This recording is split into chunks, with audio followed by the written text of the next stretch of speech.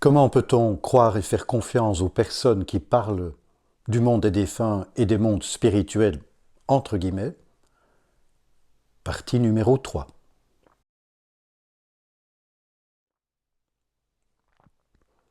J'ai évoqué dans les vidéos précédentes plusieurs raisons qui nous amènent à comprendre qu'il peut y avoir des différences, des divergences assez grandes entre clairvoyants qui communiquent, qui témoignent de faits suprasensibles, et donc autant d'éléments qui nous amènent à être très prudents par rapport à ces communications, certainement ne pas nous mettre d'office dans une situation de croyance aveugle, évidemment.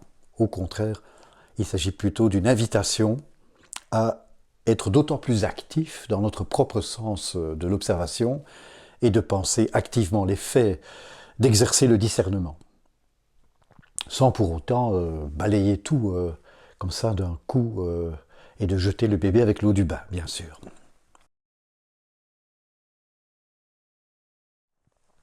Je vais maintenant évoquer quelques éléments supplémentaires qui permettent qui sont des mises en garde, mais je dirais des mises en garde qui, lorsque on les aborde, lorsqu'on les connaît, sont à nouveau, visent à nouveau, je dirais, à développer le discernement, pas nécessairement à rejeter en bloc nécessairement toute communication concernant des réalités dites spirituelles. Les projections personnelles et les représentations erronées ont un tout autre impact pour un clairvoyant ou une clairvoyante qui perçoit des réalités dites suprasensibles que dans le monde physique. Je m'explique. Dans le monde physique, si je développe une pensée fausse qui concerne un objet ou une force qui agit dans le monde physique,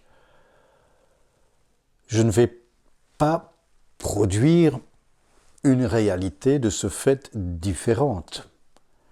Si je me représente par exemple qu'une brique que je lâche va flotter, très très vite, si je fais l'expérience en question, je verrai bien que la brique va s'écraser sur le sol et que la représentation que je me suis faite est erronée, tout simplement. Donc le monde physique, en quelque sorte, est un monde qui, sans cesse, nous amène à corriger les représentations fausses, les opinions erronées que nous nous faisons à son sujet. Dans les mondes suprasensibles, les choses ne vont pas tout à fait dans le même sens. Les pensées que l'on élabore, les opinions, sont des êtres réels dans le monde suprasensible. Et ils ont une vie et une action propre. Voilà qui peut paraître vraiment tout à fait étonnant. Rappelons-nous, si c'est nécessaire, ou alors si ce n'est pas un rappel, c'est important d'en être conscient, les lois des mondes dits suprasensibles sont très différentes des lois du monde physique. Et plus l'être humain pénètre en profondeur dans ces mondes, plus son regard s'élève dans des mondes spirituels supérieurs, au plus les lois diffèrent du monde physique. Je disais au plus elles diffèrent parce qu'en effet, il existe différents degrés de développement de la clairvoyance et différents, je dirais,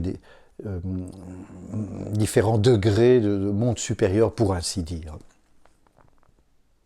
Donc, j'imagine la situation suivante. Si j'étais clairvoyant et que je me fais des représentations erronées au sujet de réalités suprasensibles, je pénètre dans ce monde suprasensible, j'y fais des investigations, j'y fais des observations, et outre les faits du monde suprasensible que je pourrais y percevoir comme clairvoyant, viennent maintenant s'ajouter en plus les représentations que je me suis formées, qui se manifestent, elles aussi, le cas échéant, sous forme dite imaginative, c'est-à-dire sous forme d'images vivantes, animées d'une vie intérieure, d'une véritable force d'action. Il faudrait bien sûr ici évoquer ou même un peu étudier de plus en profondeur ce que sont ces imaginations. Je vais très vite ici pour évoquer ces réalités, hein, qui sont perceptibles dès que l'on commence à pénétrer dans certaines sphères des mondes suprasensibles. Donc il s'agit de manifestations d'êtres suprasensibles, il peut s'agir de défunts, d'êtres humains donc, ou éventuellement d'autres êtres encore. Quand je dis être humain, ça peut être défunt ou pas défunt d'ailleurs, puisque nous percevons également les êtres encore incarnés dans le monde physique sous une apparence suprasensible si nous déployons une clairvoyance qui permet d'en faire ce type d'expérience. Eh bien, une des premières expériences possibles, c'est donc une expérience sous forme d'image, dite imagination, un terme qui n'est pas à confondre avec l'usage du mot imagination dans le sens ordinaire du terme, quand on pense à l'imagination créatrice de l'enfant, par exemple, ou même de l'adulte. Il est utilisé ici dans un sens tout à fait spécifique, comme étant un des degrés de connaissance supérieure des mondes suprasensibles. Et donc, dans ces mondes suprasensibles, un type de manifestation possible, ce sont des images douées de force créatrice et qui sont perçues comme étant totalement réelles. Il ne s'agit pas de simples rêves. C'est tout à fait agissant. Et je venais de dire il y a quelques instants que pénétrant dans les mondes suprasensibles, le clairvoyant qui y pénètre aussi avec ses représentations. Et ce qu'il forme comme représentation, toutes les pensées qu'il forme deviennent des manifestations suprasensibles en tant que telles qui viennent se surajouter, pour ainsi dire, à celles du monde suprasensible objectif. Et j'irais même, on peut encore aller un degré plus loin, c'est ce que nous décrit ici Rudolf Steiner, à prendre à nouveau comme des hypothèses, mais Rudolf Steiner dit qu'en fait les pensées fausses dont il est question ne sont pas seulement celles qui peuvent être projetées dans le monde suprasensible par le clairvoyant, mais ce sont celles qui sont projetées par tous les êtres humains d'une façon générale. Prenons un cas concret. Nous nous faisons une certaine représentation au sujet d'une personne qui est décédée. Et un cas comme ça m'a d'ailleurs été relaté. Il s'agissait d'ailleurs d'un jeune homme qui est décédé dans un accident de moto. Si nous nous faisons des représentations fausses au sujet de cet être décédé, ces représentations fausses, pour le clairvoyant qui pénètre dans les mondes suprasensibles, sont aussi des imaginations qui viennent continuellement s'interposer entre l'observateur et l'objet de l'observation, créant comme des espèces d'écrans déformant et assombrissant la perception exacte des faits suprasensibles. Voilà donc que le ou les clairvoyants en question sont appelés à être d'autant plus vigilants quant aux représentations, aux pensées, aux opinions qu'ils se forment au sujet des mondes suprasensibles, au sujet de toute réalité d'ailleurs, puisque lorsque ceux-ci n'ont pas un caractère objectif, vont être autant d'éléments qui peuvent venir déformer parce que s'interposer dans le monde suprasensible entre les êtres objectifs du monde suprasensible et l'observateur. Mais dès lors, il va falloir être très rigoureux par rapport à ses propres pensées en tant que clairvoyant, mais également être très vigilant, puisque dans le monde suprasensible viennent aussi se surajouter les pensées fausses que se font les êtres humains au sujet, y compris de personnes décédées, par exemple. Et s'il s'agit de personnalités très connues, très populaires, pour lesquelles on s'est fait des opinions fausses, il est tout à fait possible que le clairvoyant, dans un premier temps, lui aussi, perçoive essentiellement, dans la sphère imaginative, notamment dans la sphère dite des imaginations, des contenus qui soient d'abord ceux-là même, qui se manifestent sous forme d'imagination erronée au sujet de cet être décédé. Cinquième élément dans la série que j'ai mentionnée jusqu'à présent, cinquième élément qui peut déterminer le contenu perçu par le clairvoyant lui-même, Cinquième élément, bien c'est le tempérament de la personnalité clairvoyante ainsi que son état d'âme. Je vais d'abord revenir à la question de l'état d'âme. Si j'étais une personnalité clairvoyante et que je pénètre dans les mondes suprasensibles, dans un état émotionnel qui est celui de la peur, de la colère, de la tristesse, etc., ces états émotionnels ont des effets qui sont déformants sur le contenu suprasensible qui est perçu. Des états de peur, par exemple, vont amener à des manifestations sous forme d'images à nouveau, qui peuvent être plus ou moins terrifiantes d'ailleurs. Pour un état de tristesse, ça sera d'autres types de manifestations.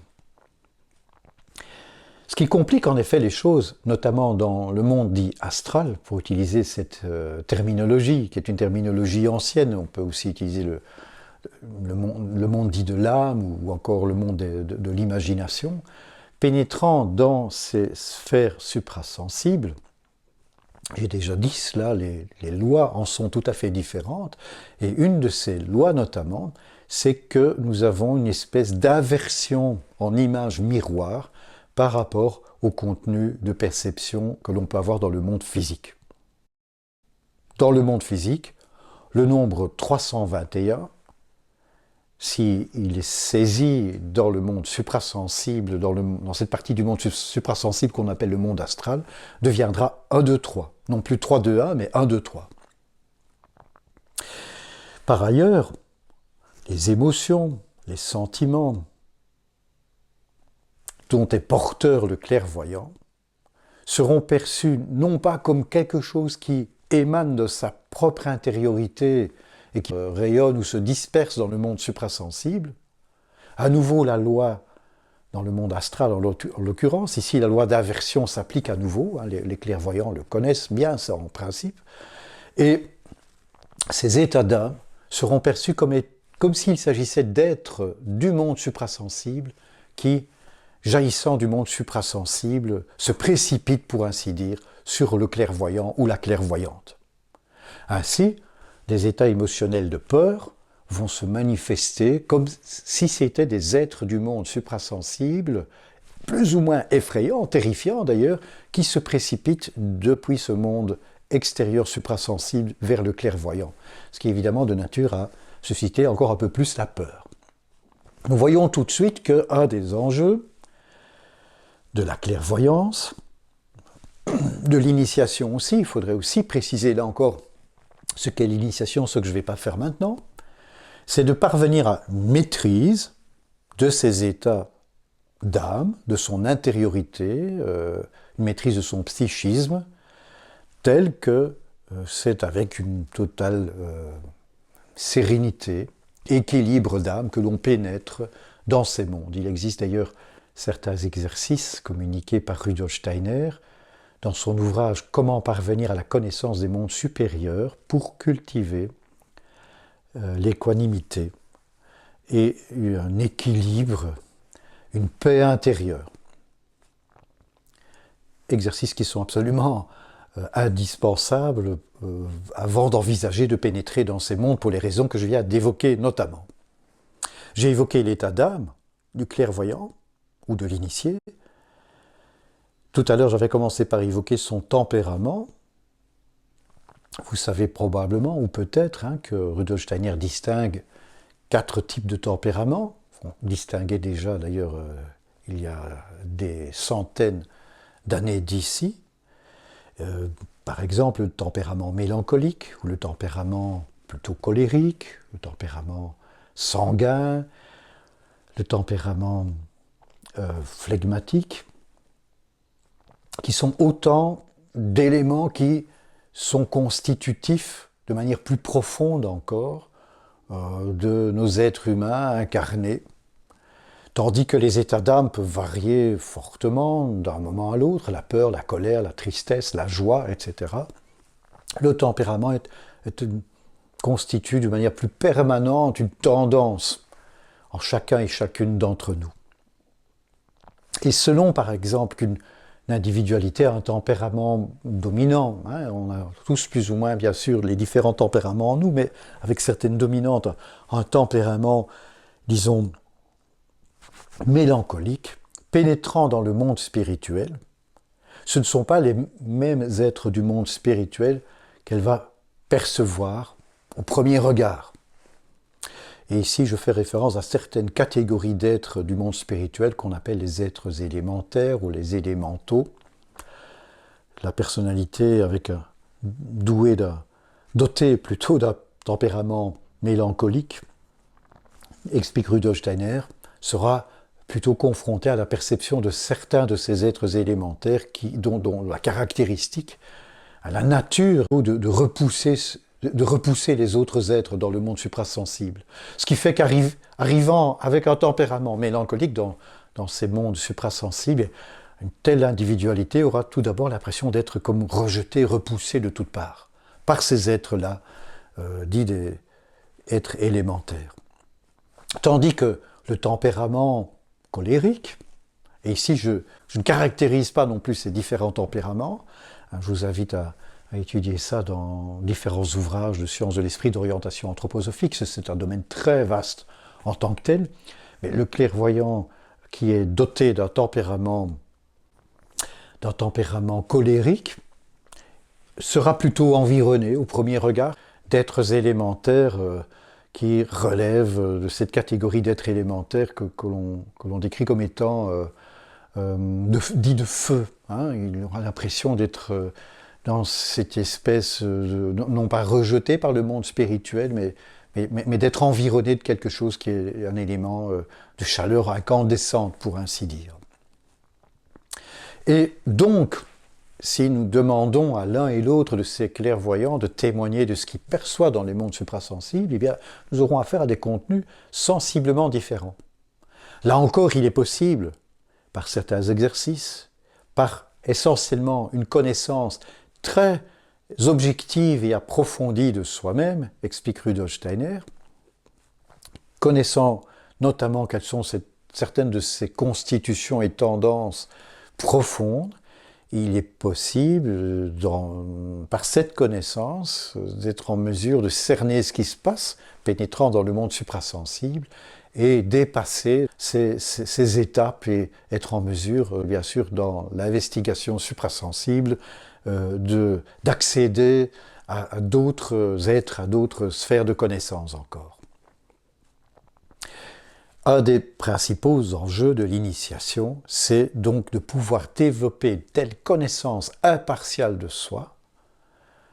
D'une part, j'ai évoqué la question des tempéraments il y a quelques instants, il y a une telle maîtrise aussi de son intériorité, de son âme, ce qu'on appelle la catharsis, hein, c'est la purification de l'âme, que l'être humain puisse devenir, et justement l'intériorité du clairvoyant, de l'initié, puisse devenir un miroir capable de refléter totalement, objectivement, le contenu des mondes supérieurs sans qu'il n'y ait plus de déformation inhérente aux états d'âme, hein, ou de regard unilatéral sur une partie du monde supérieur liée au tempérament du clairvoyant.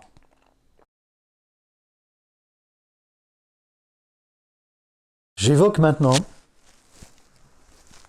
et oui c'est complexe, je sais bien, et c'est vaste, un élément supplémentaire encore, qui permet de comprendre pourquoi il peut y avoir de telles différences et divergences entre clairvoyants qui témoignent des mondes supérieurs.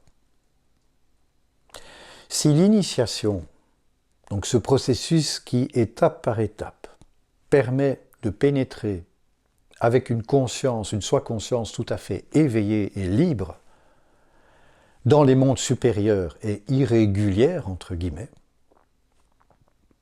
si certaines conditions liées à cette initiation, en fait, ne sont pas réunies, ne sont pas remplies, alors cet initié, ou je veux dire peut-être encore ce clairvoyant, qui n'a pas atteint un degré de maturité suffisant, pénètre dans les mondes supérieurs, dans les mondes suprasensibles, et cette maturité étant insuffisante, son état de santé peut être sur le plan mental, mais également sur le plan physique, va se dégrader, explique Rudolf Steiner.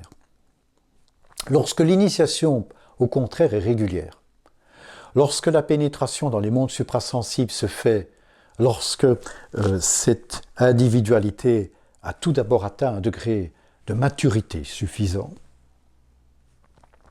alors, pénétrant dans les mondes suprasensibles, il est possible de recevoir des forces qui lui permettent de faire ses expériences sans qu'il n'y ait parallèlement une dégradation de sa corporéité physique notamment. On a donc affaire à deux cas à distinguer ici. Le premier cas, une initiation irrégulière. Je pense par exemple à une ouverture de chakra qui se fait de manière sauvage, entre guillemets. Et aujourd'hui, vous savez qu'il existe toutes sortes de possibilités de pénétrer dans des mondes suprasensibles par des pratiques et des méthodes d'ouverture des organes de perception suprasensibles qu'on appelle les chakras, qui le permettent alors qu'on n'a pas du tout atteint, l'être humain n'a pas du tout atteint cette maturité.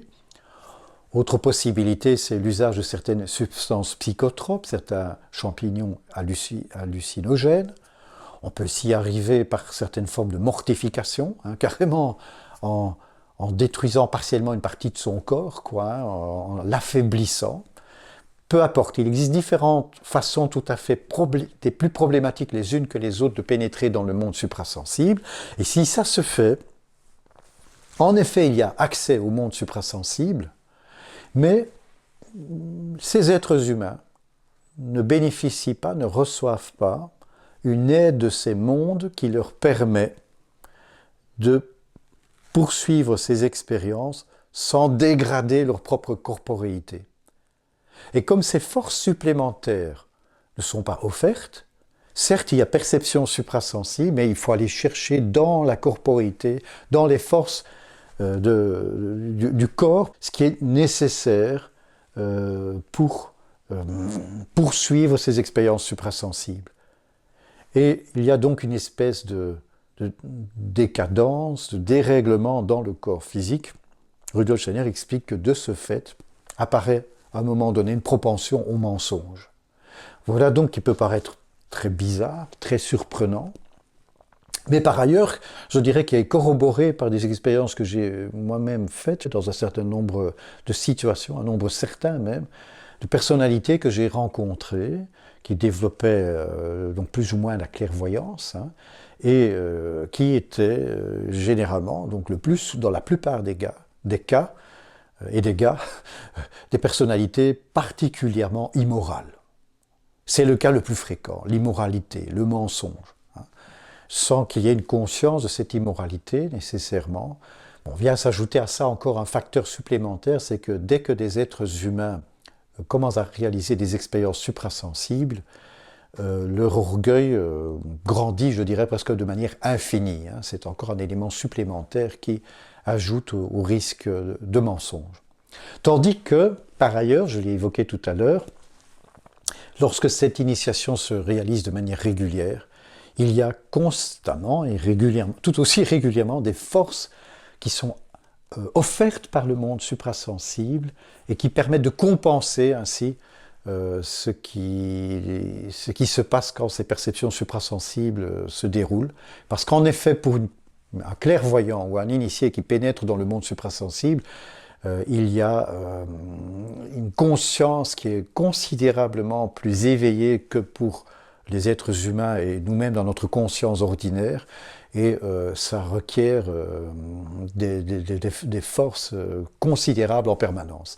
Par exemple, c'est très typique lorsqu'on rencontre des personnalités clairvoyantes, à la fois elles se tiennent avec leur conscience dans le monde physique ordinaire, comme chacun et chacune d'entre nous, et elles pénètrent parallèlement dans des mondes suprasensibles, qui peuvent parfois concerner des réalités qui se déroulent ailleurs sur Terre, par exemple. Donc elles doivent avoir une conscience qui est éveillée à plusieurs niveaux à la fois, et gérer cela, c'est excessivement fatigant en réalité, et donc on peut comprendre que si la maturité n'est pas atteinte, s'il n'y a pas un surcroît de force supplémentaire venant des mondes supérieurs, très vite il peut y avoir une véritable déglingue de la santé mentale et physique de ces personnes. Dernier point que je mentionne ici maintenant un peu trop vite en passant, c'est qu'il faut aussi différencier entre médium, voyant visionnaire et clairvoyant. Si je prends le cas des médiums, cité aussi par Rudolf Steiner, c'était très fréquent au XIXe siècle et encore au début du XXe siècle, mais on en trouve encore aujourd'hui. Ce sont des personnalités qui vont communiquer des révélations des mondes suprasensibles, mais qui au cours de cette communication vont quasiment perdre totalement la conscience de leur propre individualité. C'est comme si elles étaient possédées en ce moment-là par quelque chose d'autre qui s'exprime à travers elles, alors qu'elles perdent totalement conscience d'elles-mêmes. Ou si cette conscience reste encore plus ou moins éveillée, ça devient très flou. Il s'agit donc ici des médiums. Et puis nous avons les voyants visionnaires. Et enfin, à l'autre bout du continuum de cette échelle, des clairvoyants qui se distinguent des voyants visionnaires par le fait, et j'ai déjà mentionné ça tout au début, qu'ils développent une activité pensante, totalement éveillée comme dans le monde sensible, et surtout une conscience d'eux-mêmes qui demeure totalement autonome, tout en plongeant dans le monde suprasensible. Donc là encore, il faut différencier totalement différentes constitutions d'êtres humains qui sont susceptibles de nous rapporter des contenus observés dans les mondes suprasensibles. Ça va depuis ces médiums qui perdent totalement la conscience d'eux-mêmes, une totale autonomie d'ailleurs, alors qu'ils sont comme des canaux qui révèlent des contenus suprasensibles dont ils ne contrôlent rien du tout d'ailleurs, jusqu'à l'autre partie du continuum, des clairvoyants qui maintiennent une conscience d'eux-mêmes éveillée, tout en pénétrant dans le monde suprasensible et en étant donc en mesure de s'y orienter de manière libre. Ça représente plutôt, je dirais, la voie d'avenir pour l'humanité. Et d'ailleurs, c'est un des éléments qui nous permet de comprendre à quel point il est important, non pas de nier la démarche scientifique, qui est elle-même fondée sur l'observation et l'activité pensante, qui aujourd'hui toutefois se limite au monde sensible, donc non pas la renier, mais au contraire la cultiver comme étant une étape préparatoire, indispensable même, pour pouvoir ensuite pénétrer dans les mondes suprasensibles. Car c'est en étant incarné sur Terre, dans un corps physique, en développant cette capacité d'observation et de pensée rigoureuse dans le monde physique, que l'être humain, par cet exercice, développe les facultés qui ensuite lui permettent de pénétrer dans les mondes suprasensibles en maintenant son autonomie, cette activité notamment pensante et sa soi-conscience dans les mondes suprasensibles, sans y fusionner, sans s'y confondre, en maintenant sa propre individualité.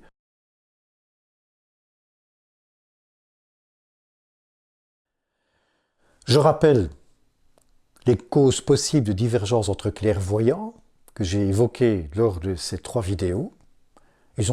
Premièrement, ils ont leur propre domaine de spécialité, leur propre sphère de connaissance.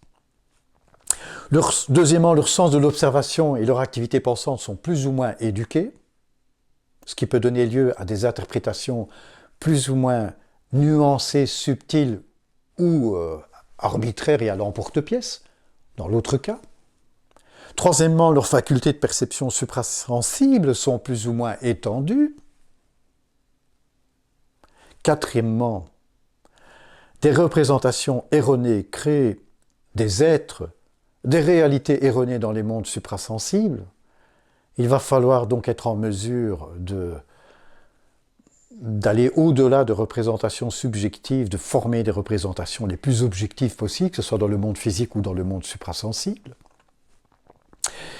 Cinquièmement, les clairvoyants diffèrent entre eux en fonction du fait qu'ils maîtrisent plus ou moins ou pas leurs états d'âme, peur, colère, tristesse, etc. Ce qui va avoir un effet plus ou moins déformant quand on pénètre dans les mondes suprasensibles, mais également dans la mesure où ils développent plus ou moins une connaissance objective d'eux-mêmes, notamment une connaissance de leur tempérament, tempérament qui affecte aussi les perceptions suprasensibles. Ce ne sont pas a priori les mêmes êtres qui se présentent à la conscience suprasensible. Enfin, j'ai évoqué que l'initiation peut être plus ou moins, entre guillemets, régulière ou irrégulière, plus ou moins sauvage, si je puis dire. À ce moment-là, on a affaire à des clairvoyants qui pénètrent dans les mondes suprasensibles en étant immatures, ce qui va amener une déglingue plus ou moins rapide, je dirais, de leur santé mentale et physique, une propension notamment aux mensonges. Il y a des problèmes de moralité qui vont apparaître d'autant plus rapidement. Et enfin, j'ai mentionné aussi qu'il y a lieu de différencier au départ entre médiums, voyants et clairvoyants. C'est-à-dire entre des êtres qui sont plus ou moins éveillés ou pas au moment de la pénétration dans les mondes suprasensibles et capables plus ou moins ou pas d'une soi-conscience éveillée. Donc il y a des enjeux pour tous les investigateurs des mondes spirituels qui découlent, je dirais, de ces constats. Premièrement, éduquer, auto-éduquer constamment son activité pensante, son pensée avec ER, son sens de l'observation, qui sont les piliers de tout acte de connaissance. Développer toujours davantage une démarche de connaissance rigoureuse, non seulement des faits objectifs, mais aussi une connaissance de soi, ça c'est le deuxième élément. C'est impérieux, développer une connaissance de soi objective, ce qui est excessivement plus difficile, encore que développer une connaissance des objets du monde extérieur et des êtres du monde extérieur.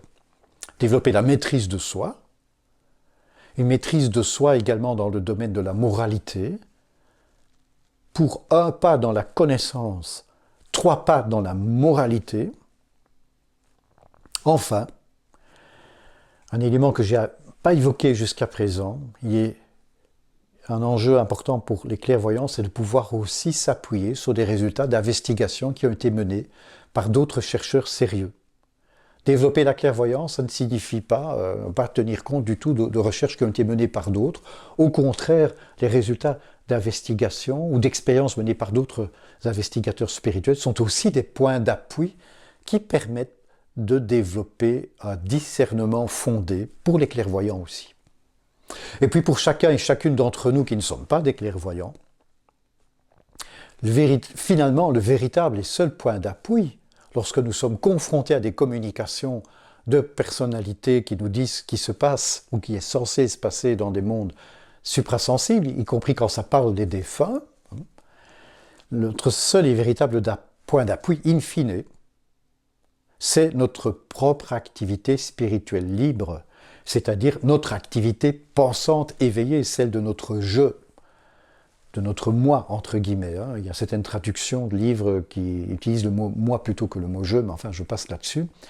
Donc, il est vraiment nécessaire, c'est presque impérieux d'accueillir de tels contenus de connaissances, entre guillemets, comme de simples hypothèses de travail dans un premier temps.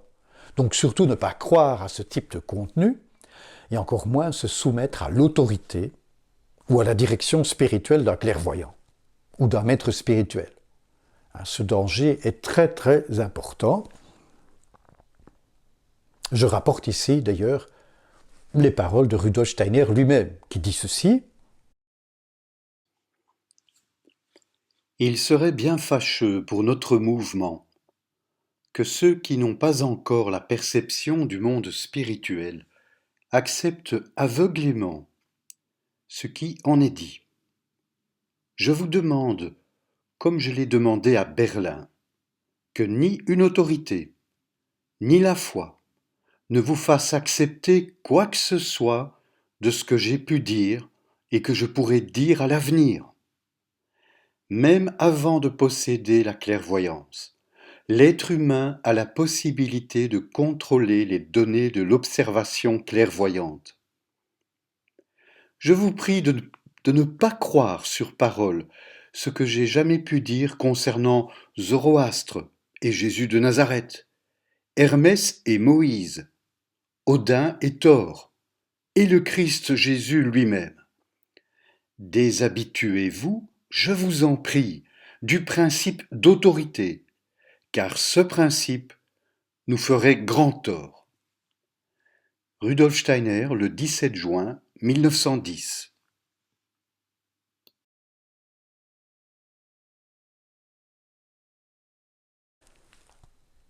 Je donne ici un exemple aussi de situations qui peuvent s'avérer très piégeuses. Le véritable piège, c'est que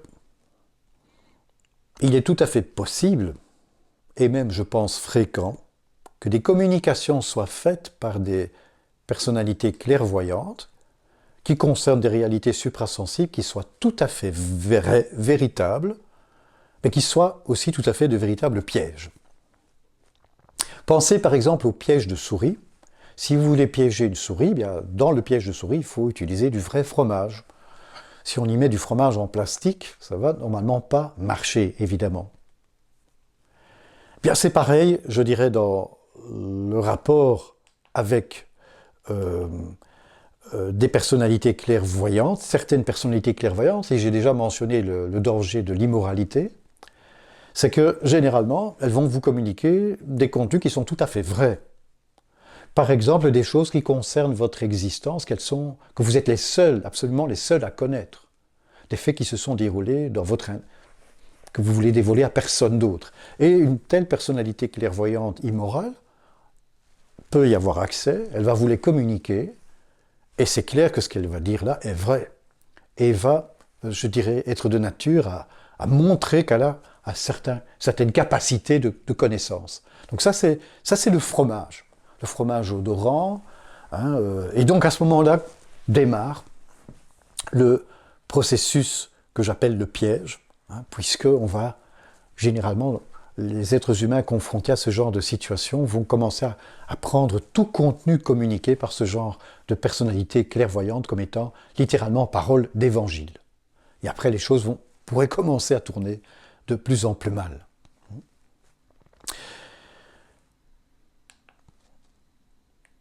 Voilà, j'ai donné ceci comme exemple de piège, hein, et donc ce sont des situations que j'ai pu vraiment très concrètement observer. Hein. Il ne s'agit pas simplement d'un cas théorique, malheureusement, de personnes qui ont été ainsi piégées, et même parfois piégées en groupe entier, qui sont rentrées dans un processus de véritable délire de groupe, mené, je dirais, par le bout du nez par une personnalité clairvoyante. Le fromage peut prendre encore autrement la forme d'une simple communication, ça peut aller jusqu'à des expériences suprasensibles, etc. Je passe les détails ici, mais ça peut être bien plus problématique encore. Dans le fond, dans notre relation avec des personnalités clairvoyantes, nous devrions peut-être nous mettre exactement dans la même relation qu'avec un enseignant ou une enseignante, un professeur de mathématiques par exemple. Donc le professeur de mathématiques, hein, dont il est assez clair que par la maîtrise qu'il a des mathématiques, c'est quelqu'un qui a des connaissances avérées, je vais l'exprimer ainsi, et donc quelqu'un qui a priori on peut lui faire confiance. Néanmoins, on ne va pas entrer dans un processus de confiance aveugle. On va certainement encore moins rentrer dans une soumission à l'autorité de ce que nous dit le professeur de mathématiques, ce qui va être déterminant, dans le fond, pour établir si ce qui a été communiqué par cet enseignant est fondé ou pas. C'est le contenu des mathématiques elles-mêmes. Et ce contenu des mathématiques, je peux le mettre à l'épreuve de mon activité pensante. C'est par ma propre activité pensante, qui est en fait mon activité spirituelle libre, celle de ma propre individualité, de mon jeu, que je vais pouvoir vérifier si ce contenu qui m'est communiqué est fondé ou pas. Et dans le fond, c'est pareil avec le contenu qui est communiqué par des clairvoyants, simplement qu'au début, ces contenus, eh bien, ils sont... Je ne suis absolument pas familiarisé avec ces contenus comme avec le domaine des mathématiques. J'ai beaucoup moins de points de repère, donc je vais devoir faire beaucoup plus d'efforts pendant un nombre sans doute considérable et ininterrompu d'ailleurs, des efforts ininterrompus pendant des années, des décennies, pour développer pas à pas le discernement qui permettra de saisir si ce qui m'est communiqué là par tel ou tel clairvoyant, c'est finalement son opinion personnelle, si c'est fondé, si c'est une déformation qui est liée à son propre état d'âme, si c'est carrément une personnalité qui fait des interprétations erronées, même s'il est bienveillant au départ, etc., etc. Donc c'est par le travail intérieur et la recherche ininterrompue que nous sommes en mesure, comme dans le domaine des mathématiques, de pouvoir établir le bien fondé ou pas des contenus qui nous sont ainsi communiqués, tout simplement. Face à ces enjeux, face à ces dangers que j'ai mentionnés, donc il y a des précautions qui peuvent être prises, j'ai évoqué le principe général, mais il y a également des précautions que l'on peut trouver sur un chemin d'initiation qui sont communiquées, par exemple, dans le livre de Rudolf Steiner qui s'appelle « Comment parvient-on à des connaissances des mondes supérieurs ou l'initiation ?» qui est un livre de base dans le domaine de la science de l'esprit d'orientation anthroposophique. Et je voudrais en particulier ici lire un passage qui est une forme d'encouragement de Rudolf Steiner. Certes, j'ai évoqué beaucoup de dangers qui peuvent exister, il y en a d'autres d'ailleurs encore, j'en ai évoqué un certain nombre, mais c'est pas pour autant qu'il faut fermer la porte définitivement à ce cheminement de connaissances spirituelles. Certes, danger il y a, mais de toute façon, il y a lieu, ça correspond à des besoins chez un nombre grandissant d'êtres humains, de faire la clarté sur ces sphères de connaissances, dans ces sphères de connaissances qui concernent des mondes supérieurs. Et je vais vous lire maintenant un passage de Rudolf Steiner, extrait de ce livre, qui constitue une espèce d'encouragement, malgré ces obstacles, à en triompher et à oser néanmoins s'avancer pas à pas sur ce chemin de connaissance des mondes supérieurs.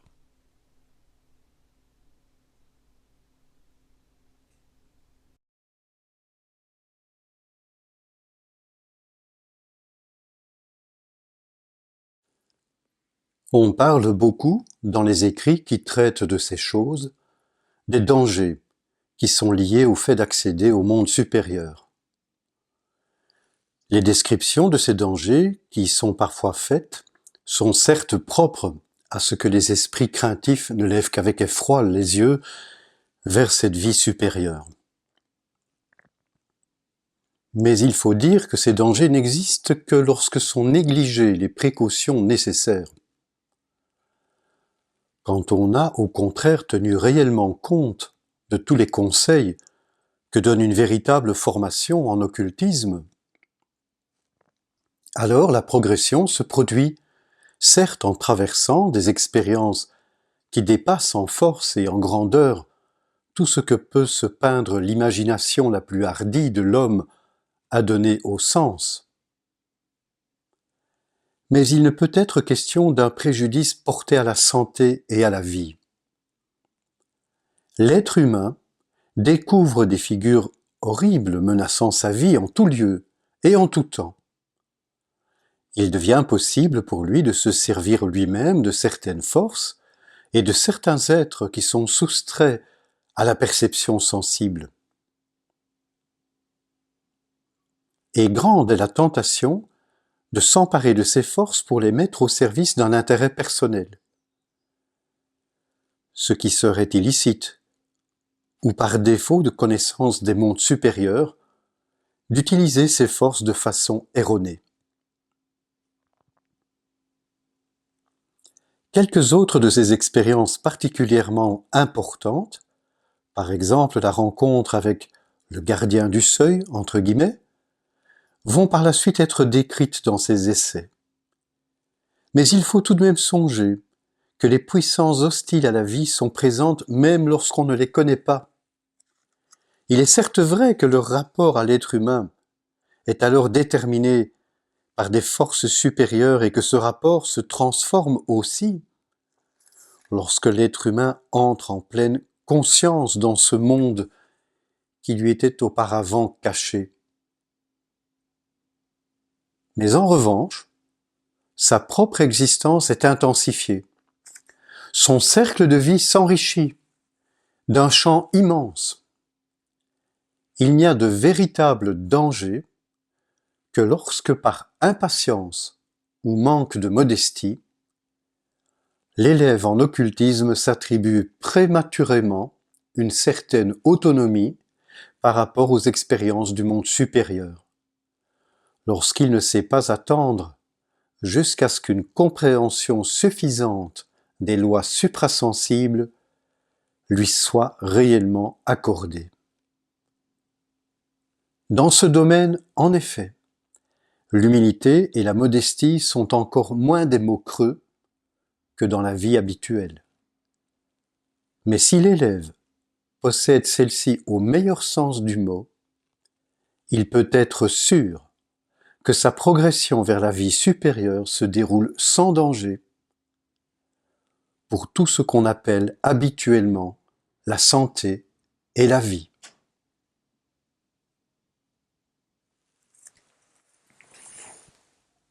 J'aimerais également conseiller la lecture d'un livre qui s'intitule « Les 2 voies vers la clairvoyance », dans lequel on trouvera quelques-unes des considérations que j'ai exprimées aujourd'hui, et d'autres encore d'ailleurs. Il s'agit de conférences de Rudolf Steiner qui ont été rassemblées dans ce livre de poche aisément accessible, je veux dire en tous les cas aisément accessible financièrement. Voilà, et qu'en est-il maintenant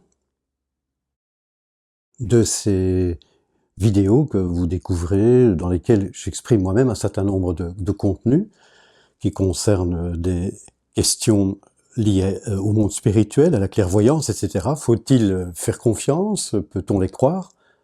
Ben, évidemment non. Justement, avec tout ce qui a été exposé précédemment, c'est assez clair que ça n'a aucun sens de croire ce que je viens de dire. Je vous invite bien sûr plutôt à vous mettre dans une posture de recherche, en fait, de questionnement très actif, d'éveil de l'observation, de la pensée. D'autant plus que lorsque je donne je présente ces exposés en vidéo, il y a bien plus, sans doute, d'imperfections que ce qui pourrait être fait dans un écrit. Infiniment plus d'imperfections aussi, si je puis dire, quant à la précision, quant à l'exactitude aussi, que ce que l'on peut trouver dans les conférences de Rudolf Steiner lui-même. Dans le fond, ces vidéos sont en quelque sorte simplement une espèce de contact indicatif de l'existence de ces domaines de connaissances, et je vous invite plutôt à rejoindre la source, si je puis dire, à en prendre connaissance directement dans la source elle-même. S'il fallait examiner point de détail par point de détail ce qui a été exprimé dans ces vidéos, il y aurait bien des choses à parfaire. Maintenant vient aussi justement la question qui concerne ces sources. Est-ce que finalement les ouvrages anthroposophiques, les ouvrages dits de sciences de l'esprit d'orientation anthroposophique, on peut leur faire confiance?